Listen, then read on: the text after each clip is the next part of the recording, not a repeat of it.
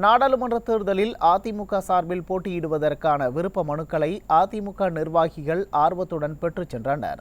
தமிழகம், புதுச்சேரியில் உள்ள 40 தொகுதிகளில் அதிமுக சார்பில் போட்டியிட விரும்புபவர்கள் ராயப்பேட்டையில் உள்ள அதிமுக தலைமை அலுவலகத்தில் இன்று முதல் மார்ச் 1ஆம் தேதி வரை விருப்ப மனுக்களை பெற்றுக் கொள்ளலாம். அதன்படி புரட்சித் தலைவர் எம்ஜிஆர் மாளிகையில் விருப்ப மனு விநியோகம் தொடங்கியது. அதிமுக நிர்வாகிகள் பலரும் ஆர்வமுடன் விருப்ப மனுக்களை வாங்கிச் சென்றனர்.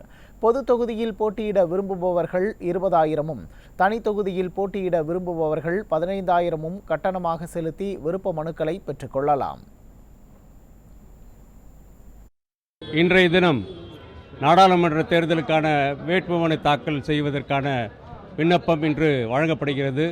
அனைத்து இந்திய அண்ணா திராவிட முன்னேற்றக் கழகத்தின் தலைமைக் கழகத்திலே பெருந்திரளாக இங்கே அனைத்து மாவட்டங்களிலிருந்தும் அனைத்து தொகுதியிலிருந்தும் போட்டியிடுவதற்காக விண்ணப்பங்களை பெறுவதற்காக இங்கே அநேகமாக கிட்டத்தட்ட எல்லாமே கவுண்டர் எல்லாமே ஃபுல்லாக இருக்குது. இன்றைக்கி நிச்சயமாக இது ஒரு எழுச்சியான ஒரு திருநாள். இந்த நாளுக்காக தான் எல்லாருமே காத்துட்ருக்கோம். பொதுமக்களும் இந்த நாளை எதிர்பார்த்துட்ருக்காங்க.